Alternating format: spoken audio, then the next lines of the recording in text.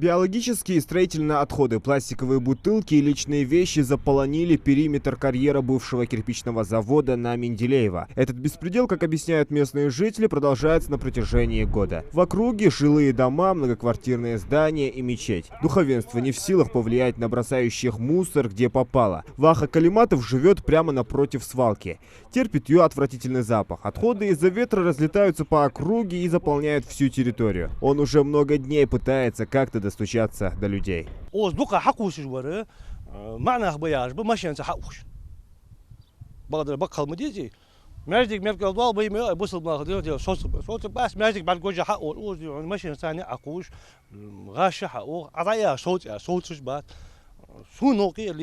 Кто-то так легко загрязняет окружающую среду и, по сути, свой родной город. Вопрос стал поводом для обращения неравнодушных жителей в местную администрацию. Жалобщиков было много, но удовлетворить просьбы жителей они не смогли. На территории города проживает более 70 тысяч населения, и стихийно образуются данные мусорные свалки.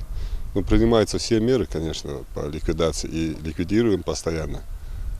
Создана административная комиссия, специальная комиссия, чтобы следить за этим. Самые отчаянные жители не сдавались и обратились уже в экологическую службу, которая неоднократно до этого выносила предупреждение администрации города. Теперь они намерены прибегнуть к более суровым наказаниям. Помимо этого участка, я сегодня до того, как вы приехали, проехался по Сунже, несколько участков выявил, довольно-таки серьезных.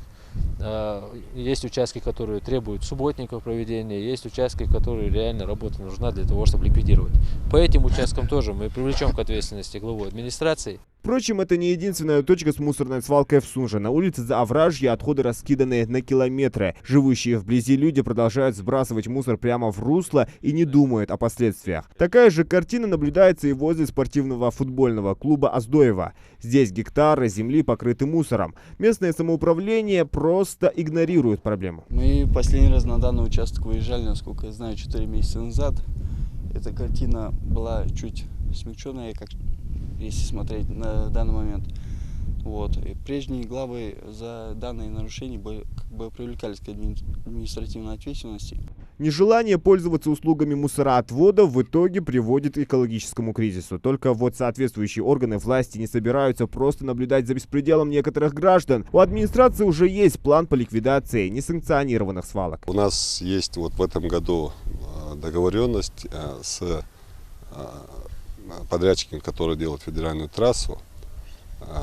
Планируем, чтобы те отходы, которые они снимают с трассы, и этой землей засыпать данный карьер. Глава администрации получит штраф в размере от 10 до 30 тысяч рублей. Он обязался убрать свалку на улице Менделеева в течение месяца, а на ликвидацию отходов в других точках экологи дали время в 2 месяца. Зельмхан Калоев, Адам Гулоев, Адам Далаков. Новости 24.